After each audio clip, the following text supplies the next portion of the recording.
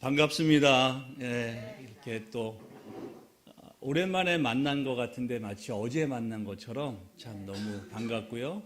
그리고 멀리 있는 분인데 너무 가까운 분처럼 반갑고 또 우리 한 가족 같아서 너무 기쁩니다. 제가 이번에 방문한 목적은 부모님을 이제 좀 병환이 있으셔서 살펴보고 돌봐드리려고 왔는데요. 저희 어머니께서 이렇게 소파에 앉으셔서 그 앞에 걸려있는 십자가를 보시면서 이렇게 말씀하셨어요. 나는 십자가만 보면 편안하다. 그런 말씀하셨어요. 제가 돌봐드리고 제가 살펴드리려고 왔다가 오히려 큰 은혜를 받고 하나님께 감사를 드리고 안도의 한숨을 쉬었습니다. 제가 돌보는 것이 아니라 하나님이 돌보십니다. 아멘. 여러분들도 이제까지 오늘까지 여기까지 온 것이 하나님의 은혜인 줄 믿습니다. 어떤 은혜요? 우리를 구원하신 예수 그리스도의 십자가 보혈의 사랑과 능력으로 함께 하신 줄 믿습니다. 우리 한번 기도하시고 말씀을 함께 나누겠습니다. 하나님 은혜를 감사드립니다. 멀리서 또한 바쁜 가운데 살다가 이렇게 오랜만에 사랑하는 친구 목사님 또 온 성도님들 귀한 얼굴을 배우니 참으로 주님의 은혜가 감사하며 또한 우리를 향한 하나님의 사랑이 변함없음을 다시 한번 통감합니다. 이 시간 주님의 은혜와 하나님의 사랑과 십자가 보혈의 능력을 아버지 우리가 붙잡고 함께 말씀을 의지하는 시간 주님 함께하여 주시옵소서. 아버지 전하고 듣는 자가 오직 주님의 영광을 바라게 하시고 또한 주님 안의 능력을 우리가 사모하게 하시고 영원하신 하나님 나라를 꿈꾸며 이 땅을 힘있게 살아갈 수 있도록 축복하여 주시옵소서. 감사드리며 예수님의 이름으로 간절히 기도드리옵나이다. 아멘. 우리가 힘을 내는 데는 여러 가지 요소가 필요합니다. 하지만 제가 이렇게 살면서 보니까 여자분 같은 경우는 사랑을 받으면 힘을 냅니다. 아무리 힘들고 아무리 어려워도 여자분들은 사랑을 받으면 피어납니다. 그렇지 않습니까? 네. 그래서 남자분들은 여자분들을 많이 사랑해 주셔야 돼요. 다른 거 필요 없습니다. 사랑해 주시면 됩니다. 또 남자 같은 경우는 인정해 주면 힘이 납니다. 그의 일을 인정해 주고 그의 말을 들어주고 존중해 주면 거기서부터 없던 힘도 막 동력이 일어나는 것을 볼 수가 있습니다. 그렇다면 그리스도인은 언제 힘이 납니까? 우리는 남자, 여자 떠나서 다 우리가 그리스도인이잖아요. 여러분은 언제 힘을 얻습니까? 그리스도인은 예수님 하면 힘이 납니다. 아멘입니까? 예수님 하면 가슴이 뜨거워지는 그것으로 그리스도인인지 알 수 있습니다. 예수님 하면은 그 힘을 정말 하나님이 주시는 능력으로 살아갈 수 있다는 것이 오늘 본문 말씀입니다. 오늘 본문 말씀에 사도 바울은 말합니다. 우리가 이 보배를 질그릇에 가졌으니 질그릇 같은 연약한 우리 안에도 보배로 오신 예수 그리스도께서 자랑이 되신다는 것입니다. 사도 바울은 높은 교육을 받은 사람입니다. 사도 바울은 태생이 히브리인 중에 히브리인입니다. 자랑할 것도 많고 뽐낼 것도 많았지만 그는 자기의 지식을 자랑하지 않습니다. 그는 자신의 출신을 자랑하지 않고요. 그는 자신의 말과 지혜를 자랑하지 않습니다. 그가 자랑하는 것은 오직 예수 그리스도입니다. 그는 인맥을 자랑하지 않습니다. 그는 예수 그리스도와 연합된 자기 자신의 구원받은 하나님의 은혜를 자랑하고 있습니다. 우리는 오늘 말씀의 제목을 힘이 큰 능력이라고 함께 은혜를 받기를 원하는데요. 그 힘이 큰 능력 우리가 어떻게 예수 그리스도에게 받을 수 있을까? 이 말씀을 중심으로 첫 번째는 바라봄으로 우리가 예수 그리스도를 바라봄으로 그 예수님의 큰 능력을 우리가 힘을 얻을 수가 있다는 것입니다. 고린도후서 3장 18절 말씀에 우리가 다 수건을 벗은 얼굴로 거울을 보는 것 같이 주의 영광을 보매라고 이야기했습니다. 이 말을 하는 사도 바울은 수많은 어려움을 겪고요. 그리고 사람으로서는 가장 힘들고 고달프고 아프고 억울한 감옥 생활을 했습니다. 그가 죄를 지어서 감옥에 간 것도 아니고 복음을 전한 그 하나 이유 때문에, 예수님 때문에 감옥에 갔어요. 그런데 예수님을 바라보면서 찬송하고 경배할 때 그는 옥문이 열리는 기적을 경험합니다. 또한 우리가 사도행전 7장 55절에 보면 스데반의 이야기가 나옵니다. 스데반이 어떻게 해요? 성령이 충만하여 하늘을 우러러 주목하여 하나님의 영광과 및 예수께서 하나님 우편에 서신 것을 보고 말하되 보라, 하늘이 열리고 인자가 하나님 우편에 서신 것을 보노라.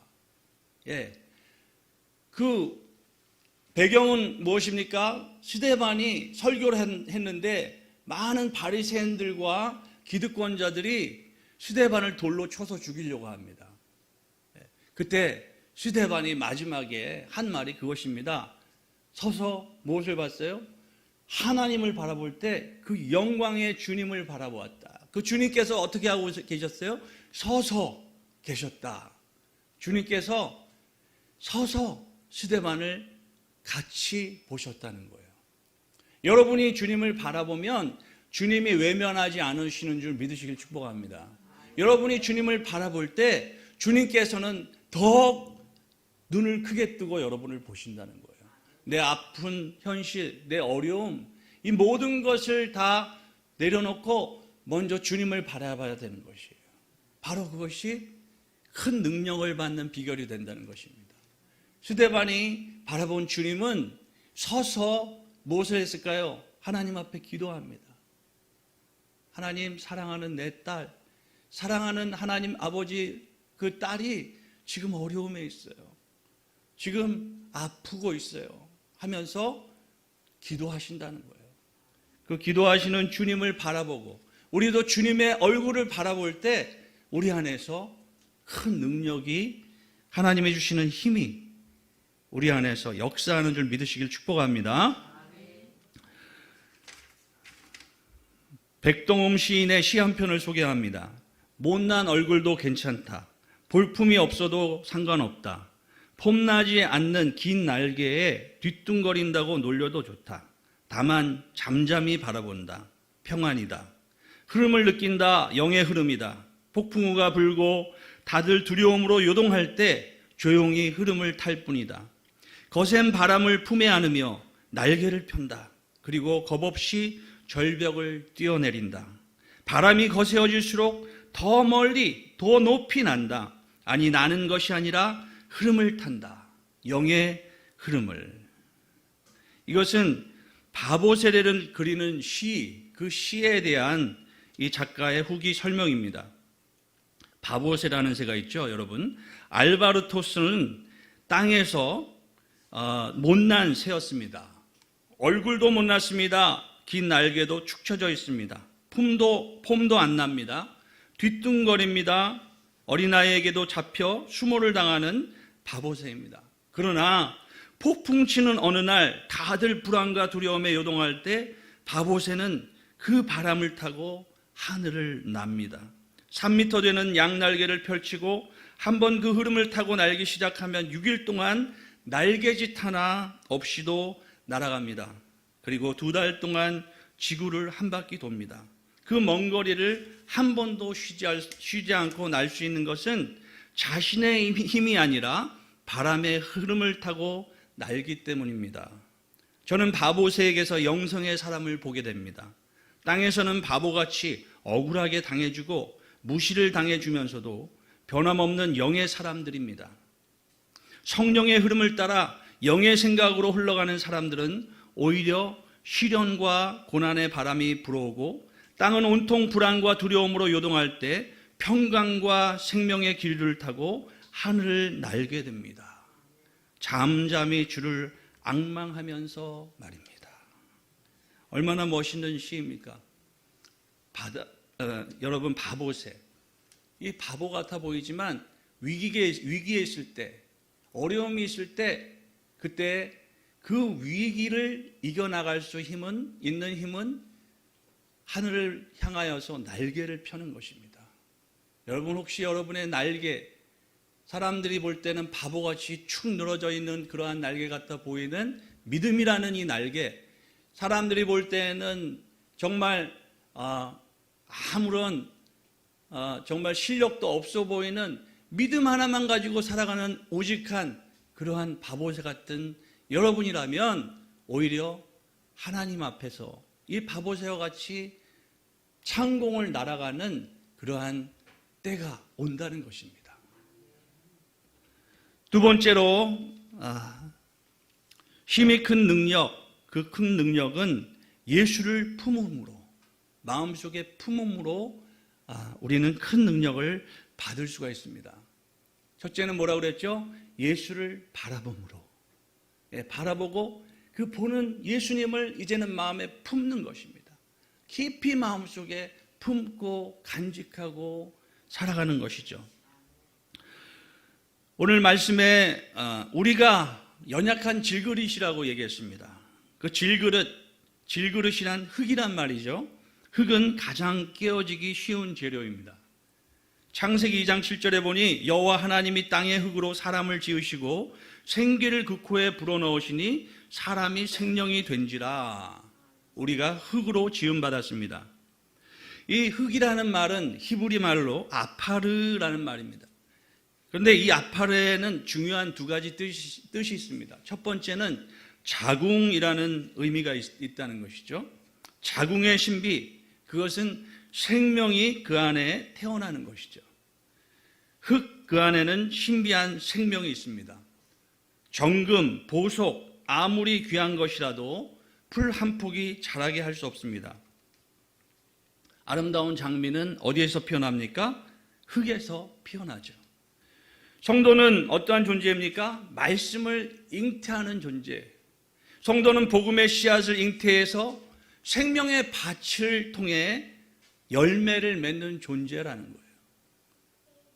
식물이 자라지 못하는 흙은 흙의 가치를 잃어버린 것처럼 말씀을 품지 못하고 삶의 말씀의 열매가 없는 성도는 신비한 자궁의 가치를 상실한 것이다.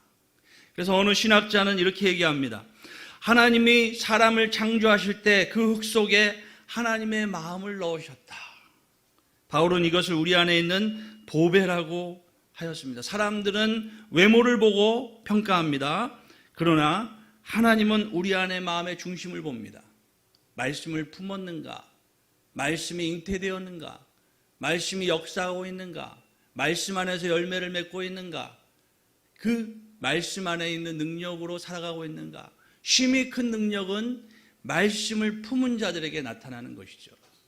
그러므로 여러분, 말씀을 품는 여러분 삶이 되시기를 축복합니다. 주님을 바라보십시오. 그리고 말씀을 품으십시오. 그렇게 되면 어떻게 해요? 낙심하지 않는다고 하셨어요. 1절, 8절, 16절에 거쳐서 낙심하지 않는다. 어떻게 해요? 하나님의 긍휼로, 은혜로 말미암아 낙심하지 않는 존재. 사방으로 우겨쌈을 당하여도 낙심하지 않는 존재.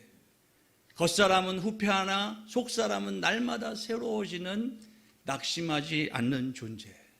바로 우리 안에 생명의 말씀 때문인 줄 믿습니다. 우리는 생명을 하나님으로부터 받았고요. 우리는 그 생명으로 말미암아 그 말씀을 품을 때 우리 안에 놀라운 능력이 나타나게 되는 것, 경험하는 여러분 되시기를 축복합니다. 세 번째로, 우리에게 힘이 큰 능력은 언제? 소망할 때, 영원을 소망할 때 나타납니다. 영원한 그러한 가치, 영원한 진리, 영원한 나라, 이것을 내가 소망할 때 우리 안에서는 큰 능력이 나타납니다. 1956년 28살 나이에 4명의 친구들과 에쿠아도르 살인부족 아우카라는 지역에 복음을 전하러 간 그러한 젊은이들이 있었습니다. 바로 짐 엘리엇과 그 친구들입니다. 짐 엘리엇은 시카고에 있는 위튼 칼리지를 수석으로 졸업한 장래가 촉망되는 젊은이였습니다. 그들이 에콰도르에 도착할 때 어디에 도착했습니까? 언덕에 높은 데 도착하지 않고요, 모래바다에 도착했어요. 그 의미는 이제 비행기는 다시 뜨지 않는다. 우리는 여기에서 이 사람들과 함께 살다가 죽을 것이다라는 각오로 간 거죠. 며칠 뒤에 아우카족이 나타나서 창으로 짐과 친구들을 찔러 죽였습니다. 그 당시 짐의 주머니에는 권총이 있었습니다. 그러나 쏘지 않고 그들에게 부하비아 는부아, 나는 당신들의 친구입니다 라는 말을 남기고 죽었습니다. 그는 떠나기 전에 그와 결혼한 엘리자베스라는 여인, 그 여인은 아이를 가졌었어요. 그런데 남편이 가서 죽었습니다. 그러나 그 엘리자베스는 같은 하나님을 바라보는 자매였습니다. 간호훈련을 받고 1년 후에 바로 그 아우카 부족으로 들어갑니다. 다행히 아우카 부족은 남자만 죽이는 부족이었습니다. 그녀는 5년 동안 그곳에서 생활합니다. 5년 후 부족을 떠나는 엘리자베스에게 아우카 부족 추장이 물었습니다. 도대체 당신은 누구십니까? 나는 당신들이 5년 전에 죽였던 그 남자의 아내입니다. 남편이 당신들을 향해 가지고 있던 그 사랑을 당신들에게 전하기 위해 제가 다시 이곳에 왔습니다. 그 후 수십 년 지난 후 그 마을에 수백 개의 교회가 생겨났고, 짐 엘리엇이 죽은 마을교회 담임 목사가 짐 엘리엇의 아들이었습니다. 더 놀라운 것은 그 교회에서 장로와 교사로 섬기는 사람들이 바로 짐 엘리엇과 친구들을 죽인 사람들이라는 것입니다. 짐 엘리엇과 그의 친구들의 죽음은 하나님의 복음을 위해 죽은 것입니다. 많은 시카고의 언론들은 짐이 죽었을 때 unnecessary waste라고 했습니다. 필요 없는 낭비를 했다라는 거죠. 이 젊은 사람이 얼마나 수석으로 졸업하고 앞으로 많은 일을 할 것인데 그 젊은 나이에 가서 짧은 삶을 살았다라는 것이죠. 그 죽음을 당했다는 것에 대해서 unnecessary waste 했다는 거예요. 그러나 짐은 그 당시에 그 땅을 향해서 가기 전에 그는 일기장에 그렇게 남깁니다. 영원한 것을 찾는 것이 영원하지 않은 것을 찾는 것보다 값지다. 영원한 것을 위하여 영원하지 않는 것을 버리는 것이 값지다. 세상은 영원하지 않은 것을 위해서 영원한 것을 버리고 있지는 않습니까? 여러분은 바로 앞에 보이는 것 때문에 영원한 것에 눈이 멀지는 않았습니까? 영원한 것은 무엇입니까? 우리 안에 계신 예수 그리스도의 십자가의 은혜와 사랑인 줄 믿습니다. 그 영원하신 은혜와 사랑으로 말미암아 우리는 영혼을 소망할 수 있어요. 우리 마음대로 소망하는 것이 아니라 예수 그리스도로 인하여 우리는 영원한 나라를 꿈꿉니다. 영원한 나라를 바라봅니다. 저는 뉴욕에서 스페니시 선교를 합니다. 이분들은 미국의 사각지대에 있는 분들입니다. 하루에 밥벌이를 하지 못하면 그 하루는 굶어야 됩니다. 그리고 그 가운데는 일거리가 없어서 한 달, 두 달 그러다가 지쳐서 노숙자가 된 분들도 있습니다. 저는 그분들에게 150개의 도시락을 우리 동역자들과 만들어서 매주 수요일마다 나갑니다. 그리고 전하는 것이 무엇입니까? 바로 오늘 말씀 같은 것입니다.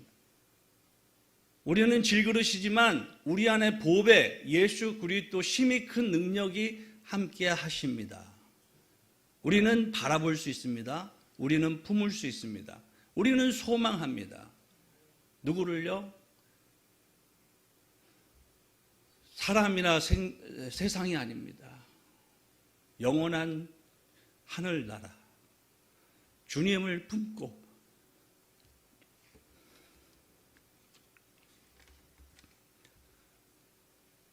주님을 바라보는 여러분 되시길 축복합니다.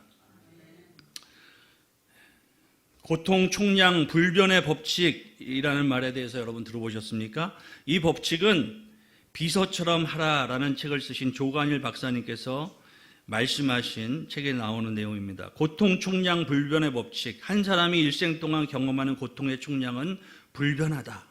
달리 표현하자면 한 사람이 일생 동안 겪어야 하는 고통의 양은 결국 정해져 있다. 정해져 있기에 일생을 살면서 그 고통은 겪어야 한다. 물론 사람마다 고통의 정량이 다를 수 있다. 젊어서 어려움이 많은 경험을 한 사람은 인생의 후반에서 나름대로의 삶의 평안과 보람과 가치를 만끽하는 경우가 있다. 반대로 젊어서 다른 고생이 없이 살아온 사람, 인생의 후반에서 견디기 어려울 정도의 고통을 겪을 수가 있다. 우리가 볼 때 부자는 인생에 어려움이 없을 것처럼 생각이 들지만 그렇지 않다. 그들 또한 감당해야 하는 고통들이 있다. 횡단보도가 없는 길을 육교를 통해 우리가 건너가게 될 때 육교를 가면 올라갈 때 힘들지만 내려갈 땐 힘이 들지 않다.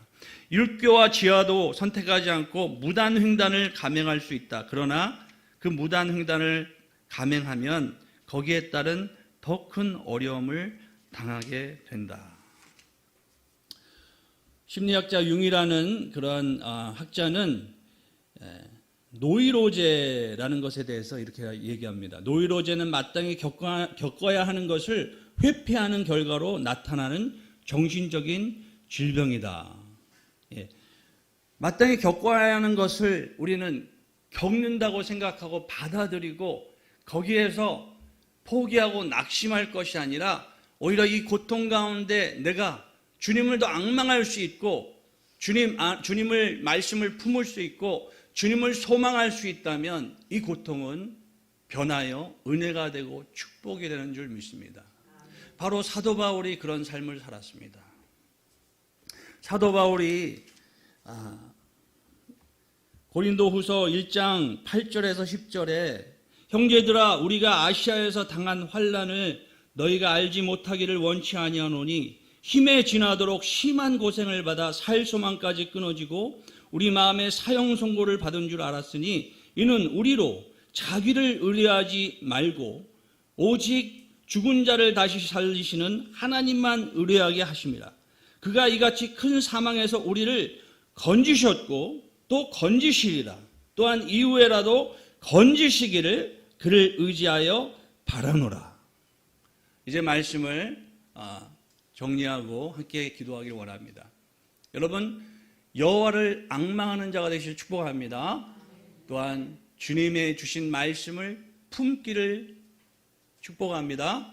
주님 안에서 여러분 영원한 가치, 영원한 진리, 영원한 생명, 영원한 소망, 영원한 능력 되시는 이 주님 안에서 여러분들이 하나님 앞에 기도하고 말씀 안에서 정말 은혜를 사모할 때 우리 주님께서는 여러분 안에서 질그릇 같고 깨지기 쉽고 연약하고 이것이 언제 어떻게 될지 모르는 내일 앞에 우리는 때로 낙심하기 쉬운 그러한 삶을 살아간다 할지라도 우리는 강하고 담대하라.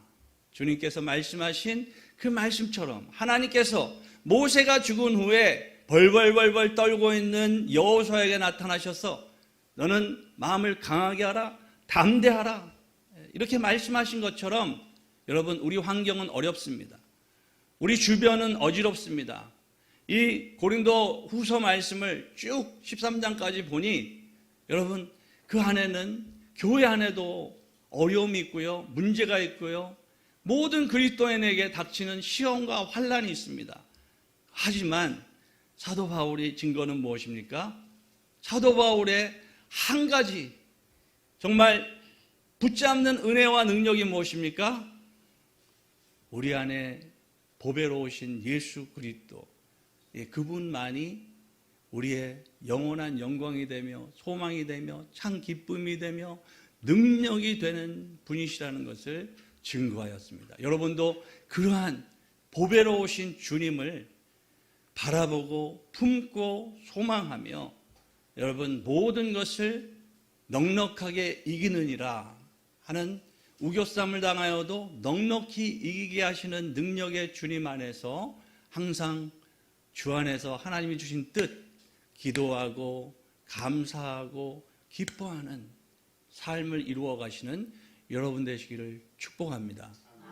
그래서 정말 나는 오래 사는 것보다 꽉 찬 인생을 살기를 원합니다 했던 이 28살 정말 젊지 젊은 그러나 영원한 나라의 소망을 가지고 바라보고 품고 살았던 이 청년과 같이 또 그 앞에 사도 바울과 같이 그 위에 많은 믿음의 사람들과 같이 약하지만 깨지기 쉽지만 그러나 그 모든 것에 실망하지 않고 낙심하지 않고 절망하지 않고 이겨나갈 수 있는 힘을 모든 성경을 통해서 하나님은 바로 예수 그리스도 우리의 주라고 주셨다는 것입니다. 이 주님을 의지하고 바라보고 품고 소망하는 우리 아름다운 교회 귀한 성도님 되시기를 주님의 이름으로 축복합니다. 함께 기도하겠습니다. 주님 감사합니다.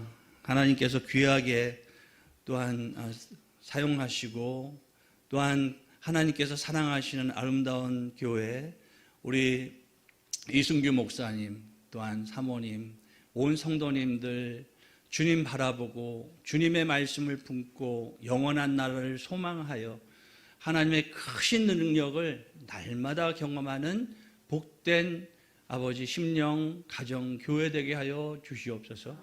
예수님의 이름으로 감사드리며 기도드리옵나이다.